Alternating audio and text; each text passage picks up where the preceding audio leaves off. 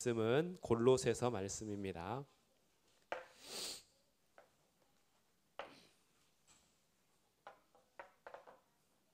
신약 성경 골로새서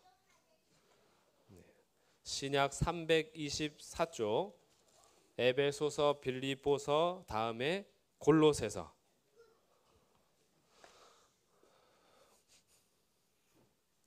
골로새서 1장 1절부터 8절까지. 골로새서 1장 1절부터 8절까지 교독하겠습니다. 하나님의 뜻으로 말미암아 그리스도 예수의 사도된 바울과 형제 디모데는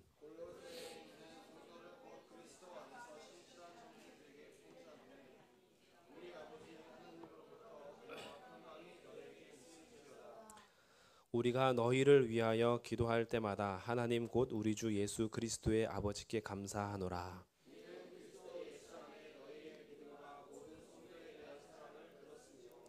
너희를 위하여 하늘에 쌓아둔 소망으로 말미암음이니 곧 너희가 전에 복음 진리의 말씀을 들은 것이라.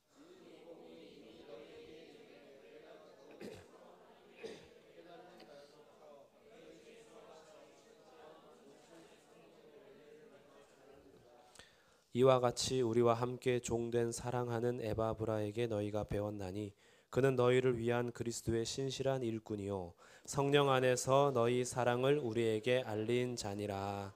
아멘.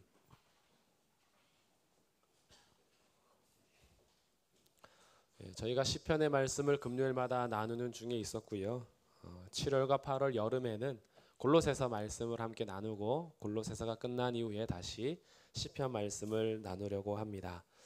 이 골로새서 말씀을 통해서 우리가 함께 예수 그리스도가 어떤 분인지 좀 더 깊이 같이 경험할 수 있는 그런 여름이 되기를 바라고요. 예수 그리스도에 대해서 굉장히 깊이 있는 그런 진리와 또 그 진리를 따르는 자들의 삶이 아주 잘 또 표현된 말씀 중에 하나가 이 골로새서입니다. 골로새서 굉장히 짧거든요. 4장까지 있는데 이 4장까지 있는 말씀을 우리가 한번 여름에 7월, 8월 함께 말씀을 나누면서 우리에게도 주신 이 복음의 진리 가운데 뿌리를 깊이 내리고 예수 그리스도에 대한 소망을 가지고 우리가 어떻게 기도할지, 우리가 여름을 어떻게 이겨나갈지, 이 여름에 함께 우리가 무엇을 가지고 우리의 삶을 지탱해 나갈지 이런 것들을 같이 나눌 수 있으면 좋겠다 싶습니다. 그래서 오늘부터 이제 골로새서의 말씀을 함께 나누도록 할 테고요. 교회 소식을 드리면 내일도 전도 훈련 학교가 있습니다. 오전 10시에 있고요. 전도의 방법과 전도의 내용에 대해서 나누고 있는데 참석률이 썩 좋지가 않습니다. 그래서 다시 한번 광고를 드리는데 굉장히 아까워서요. 너무나 좋은데 그 내용하고 방법하고 같이 나누는데 너무나 다 같이 알면 좋겠는데 이게 꼭 전도여행 갈 사람만 하는 게 아니거든요. 전도는 평생 우리가 해야 할 일인데 우리가 평소에 평생 나를 부르는 그날까지 해야 될 이 전도를 어떻게 해야 되는지, 무엇을 전해야 되는지 이것을 하는 시간이니까 내일에도 우리 시간 내셔서 오전 10시에 오시면 전도훈련학교 이제 2주밖에 안 남았어요. 내일하고 다음 주면 끝납니다. 그래서 위에서 모여주시면 좋겠고요. 그리고 전도 여행을 위해서 계속 기도해 주시길 바라고요. 우리 환우들을 위해서 끊임없이 계속해서 기도해 주시기를 바랍니다. 예, 돌아오는 주일에는요 재직회가 있습니다. 우리 재직 분들께서는 주일 오후 예배 끝나고 있으니까요 시간 잘 보시고 또 함께 회의에 잘 참석해 주시기 바랍니다. 2분기 정기 재직회입니다. 네, 그럼 말씀 나누겠습니다. 오늘은 골로새서 1장 1절부터 12절까지의 말씀을 함께 나누도록 할 건데요. 먼저 이 골로새서는 골로새 교회에다가 보내는 편지입니다.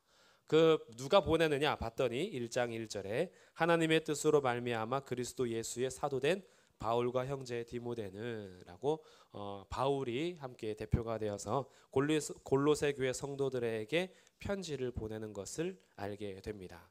그럼 오늘의 이 말씀의 내용 속에서 우리가 이 금요일에 우리들도 이런 소망이 있으면 좋겠다라는 것이 있는데 먼저 이 바울이요 골로새 교회 편지를 하는데 하나님 앞에 기도할 때마다 감사하는 제목이 있어요. 우리가 누군가를 생각하면서 기도할 때 그 사람 생각하면 참 이렇게 감사하다라고 하는 것이 있고, 또 어떤 교회를 생각할 때 그 교회는 참 이런 게 감사하다, 이런 게 생각날 수가 있겠죠. 근데 바울이 골로새 교회를 기도할 때마다 뭐가 감사하느냐, 그 감사의 내용을 3절부터 이제 기록을 하고 있어요. 우리가 너희를 위하여 기도할 때마다 하나님 곧 우리 주 예수 그리스도의 아버지께 감사하노라. 뭘 감사하냐? 자, 4절과 5절을 같이 읽겠습니다. 시작. 이는 그리스도 예수 안에 너희의 믿음과 모든 성도에 대한 사랑을 들었으며 너희를 위하여 하늘에 쌓아둔 소망으로 말미암음이니 곧 너희가 전에 복음 진리의 말씀을 들은 것이라. 아멘. 사도 바울이 골로새 교회 편지를 써야 하는데 들려온 소식이 있어요. 들려온 소식의 첫 번째는 그리스도 예수 안에 너희의 믿음을 들었습니다. 그리스도 예수 안에 너희의 믿음. 두 번째는 모든 성도에 대한 사랑. 세 번째가 하늘에 쌓아둔 소망. 믿음, 소망, 사랑이 나오죠. 바울이 골로새 교회를 생각하면서 감사할 수 있었던 것은 이들에게는 믿음과 소망과 사랑이 있어요. 그럼 이거 순서를 잘 짜야 돼요. 믿음은 어디에 믿음이냐 하면 그리스도 예수 안에 너희의 믿음이에요. 믿음이 어디 안에 있어요? 그리스도 예수 안에 있다라는 거예요. 우리가 이 순서를 잘 보셔야 됩니다. 믿음이라는 것은 예수 안에 있는 거예요. 우리가 서로에 대한 신뢰도 굉장히 중요한데, 우리가 믿음 생활하면서 가장 중요한 믿음은 어디에 두어야 하는 거냐면 그리스도 예수 안에 두어야 하는 거예요. 사람은 언젠간 실망을 해요. 왜? 사람은 완전하지 않아요. 완전한 것을 기대하면 안 돼요. 왜 그럴까요? 내가 나를 봐도 완전하지 않아요.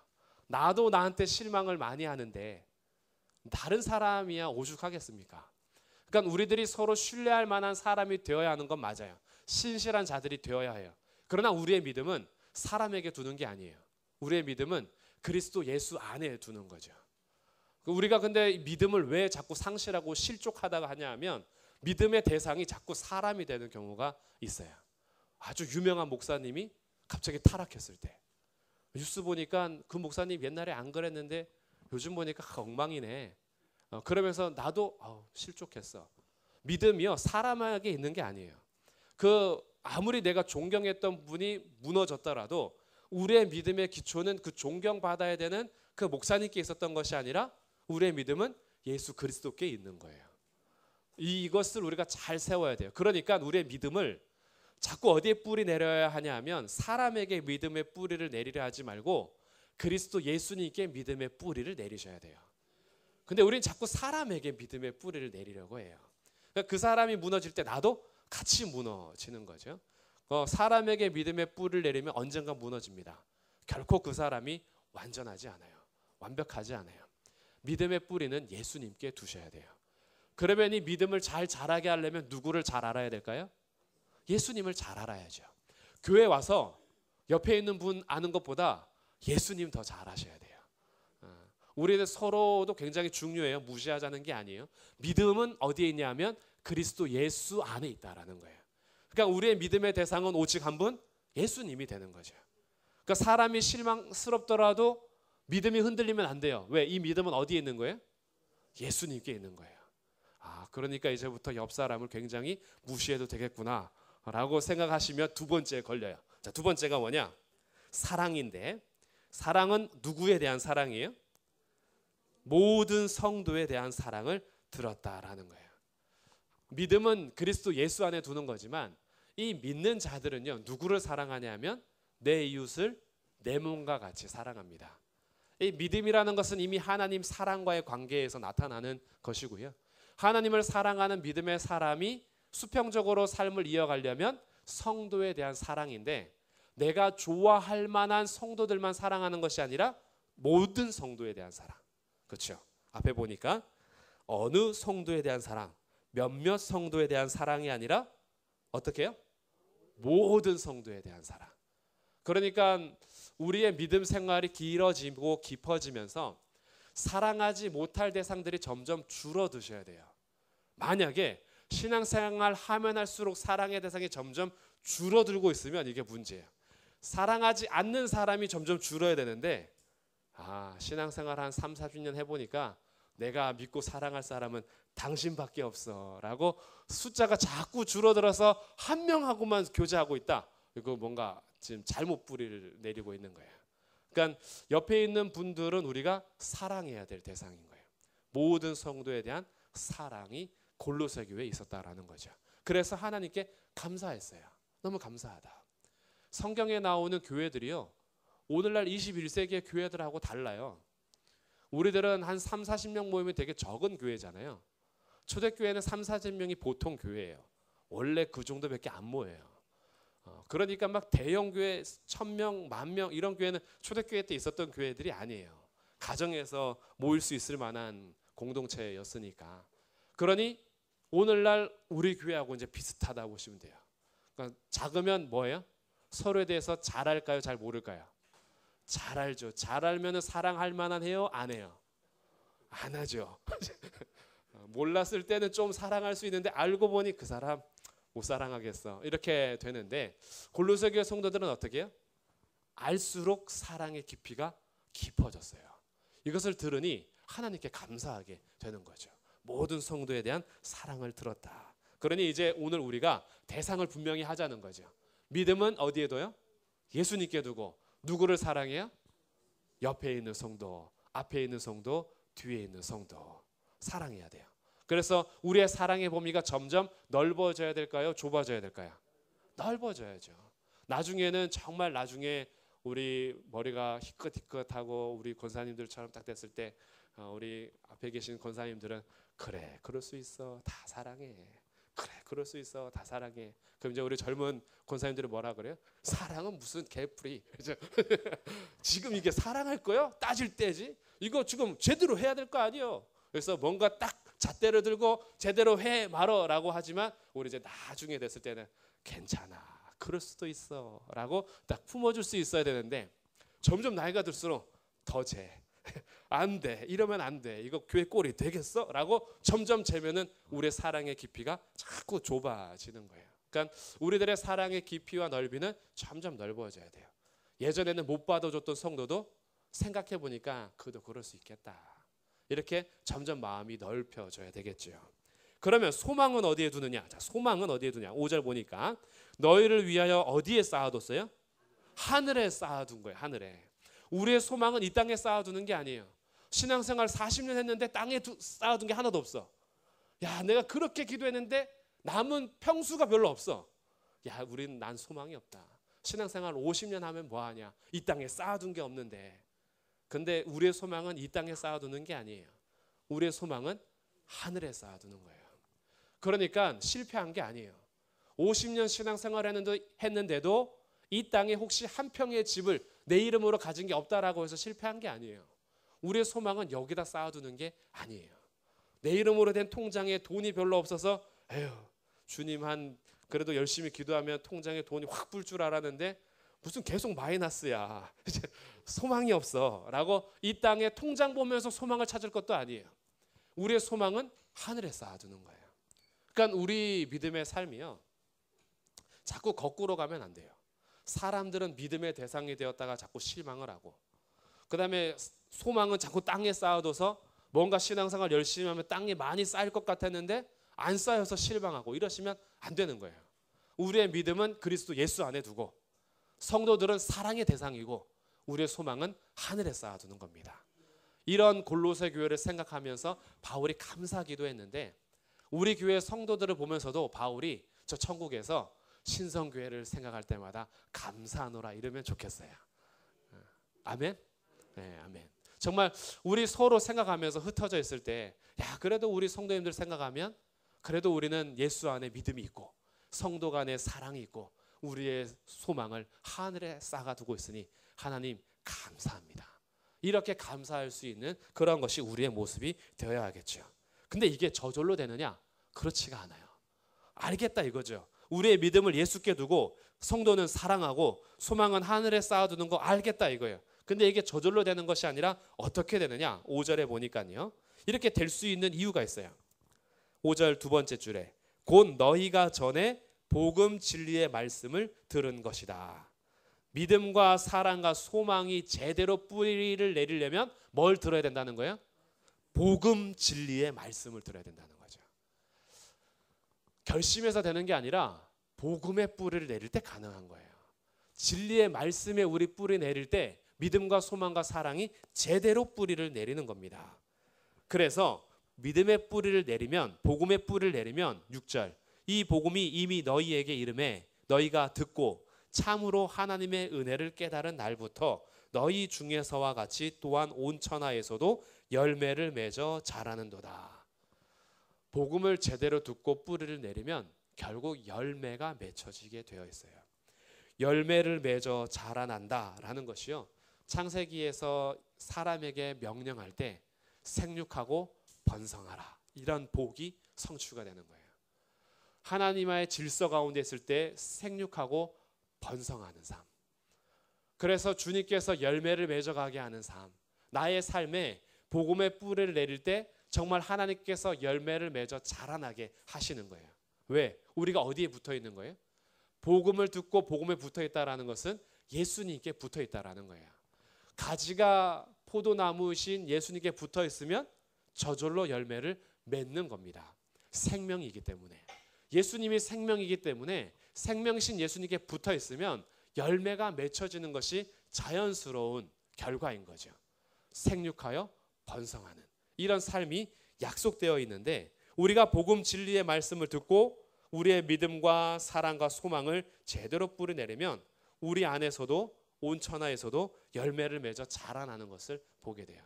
그러니 우리들은 복음 안에서 생명을 얻고 우리만 얻는 것이 아니라 우리를 통해서 열매가 맺혀지게 되는 거죠. 저는 우리 교회 모든 성도님들이 이렇게 열매를 맺고 자라나기를 주님의 이름으로 축복합니다. 정말 열매를 맺는 삶, 생명이 끊어지지 않는 삶. 그래서 이것이 오늘 우리의 이제 기도 제목이 돼야겠죠. 아, 그렇구나. 복음의 말씀을 듣는 것이 단순히 그냥 말씀을 계속 반복해서 듣는 것이 아니라 이 복음의 말씀을 들을 때 우리의 이 마음이 복음 앞에 뿌리를 내리고, 그리고 우리의 삶은 매번 열매를 맺으며 자라나는 삶이 되는 거죠. 그래서 이 열매를 통하여서 하나님 영광을 받으시고 우리의 삶에서는 열매가 풍성해져서 계속해서 주님의 선한 역사가 이루어지는 겁니다. 이 일에 한 사람 한 사람 씨들이 심겨지는 거예요. 이 씨에는 눈물의 기도가 있고요, 이 씨에는 전도의 뿌림이 있고요, 이 씨에는 믿음의 반석 위에서 정말 서로를 위해서 간절히 중보기도 해주고 이런 삶들이 다 연합이 되어 있어요. 그래서 이게 저절로 열매를 맺지 않는 거죠. 내가 쓰러졌을 때 누군가는 나를 붙들어 줬고요, 누가 쓰러졌을 때 나는 언젠가 가서 또한 붙들어 주기도 해요. 그러면서 서로 자라나가는 거죠. 이런 일의 열매들이 하나하나 채워지기까지 심겨지는 것이 있는데 그게 7절에서 나오는 에바브라 같은 사람입니다. 이와 같이 우리와 함께 종된 사랑하는 에바브라에게 너희가 배웠나니 그는 너희를 위한 그리스도의 신실한 일꾼이고 성령 안에서 너희 사랑을 우리에게 알린 자다. 이 소식을 누가 전해준 거예요? 에바브라가. 에바브라 이름 어렵죠. 에바브라라는 사람이 골로새 교회 성도들의 이 소식을 바울에게 전해줘서 그 소식을 듣고 나서 기도할 때마다 감사하는 거예요. 근데 그 에바브라가 누구냐? 에바브라는 사도 바울에게 복음을 듣고 회심한 사람이에요. 그러니 사도 바울이 전도한 계기가 된 거죠. 근데 에바브라가 복음을 듣고 나서 어떻게 했느냐? 자기가 사는 고향 땅으로 가서 교회를 세운 겁니다. 그래서 골로새 교회를 세운 사람이 아마 에바브라로 이제 보이는 거죠. 그래서 성도들을 같이 전도해서 가르친 사람이 바로 이 에바브라예요. 그러니 에바브라는 복음을 듣고 자기만 열매를 맺은 것이 아니라 이 열매를 어떻게 해요? 골로새에 가서 뿌리를 내린 거죠. 거기에서 골로새 교회가 탄생하는 겁니다. 그러니 우리들이 복음을 듣고 뿌리를 내리면 우리의 삶 속에서 열매들이 맺어가기 시작하는 거예요. 누군가는 그러니까 씨가 되어야 돼요. 누군가는 뿌리를 내려야 되고, 그러면 나만 사는 것이 아니라 나를 통해서 골로새 교회가 생겨날 수 있는 거죠.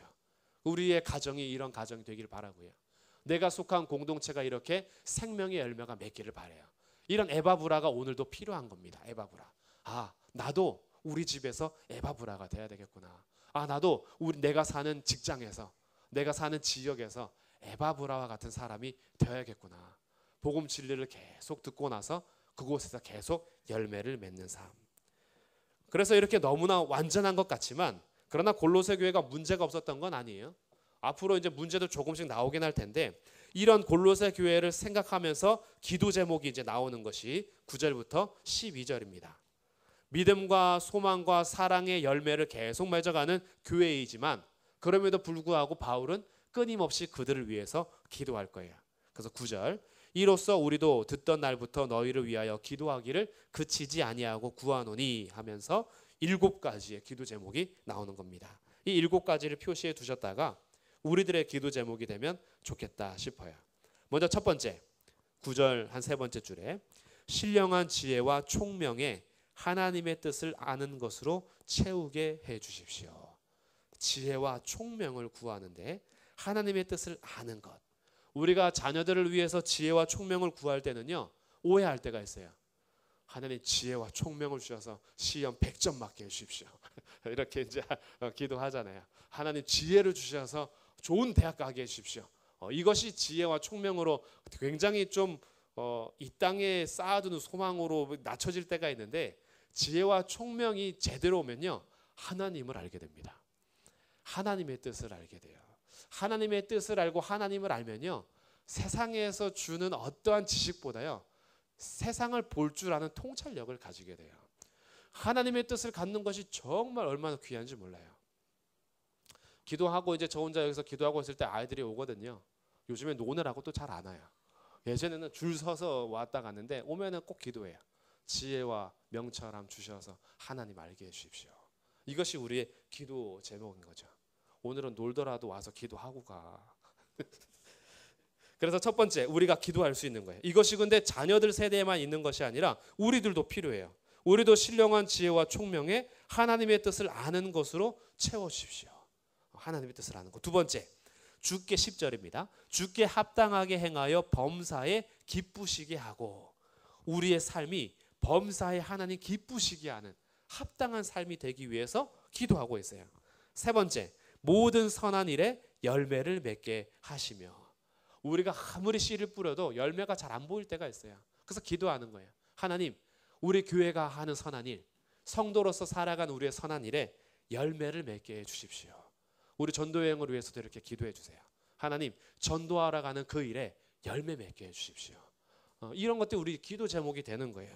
선한 일에 열매를 맺게 하시며. 네 번째, 하나님을 아는 것에 자라게 하시고. 언젠가 하나님을 아는 것이 멈춰 계신 분 있습니까? 예전이 혹시 더 많이 알았는데 요즘에 정체되어 계세요? 기도하셔야 돼요. 하나님은 아직도 더 많이 알아야 돼요. 우리 하나님은요, 내가 지식으로 아는 그 정도의 수준이 아니에요. 우리 하나님은 훨씬 크세요. 그러니까 혹시 내 신앙이 한 1년 전에 멈춰 있었다면 이 기도하는 거예요. 하나님 아는 것에 계속 자라나게 해 주십시오. 다섯 번째, 11절, 그의 영광의 힘을 따라 모든 능력으로 능하게 하시며. 요즘에 지쳐 실수인 분들, 그리고 요즘에 정말 하나님께서 주시는 능력으로 그 영광의 힘을 따라서 내가 감당해야 되는데 감당이 잘 안 되신다. 그럼 이 기도하는 거예요. 하나님께서 주시는 영광의 힘으로 모든 능력으로 주님의 일을 할 때 능하게 해주십시오. 그래서 하나님 앞에 기도하고. 6절, 여섯 번째 11절, 기쁨으로 모든 견딤과 오래 참음에 이르게 하시며. 견디고 오래 참는 거 별로 안 기쁜데 이것을 기쁨으로 이기게 해달라는 거죠.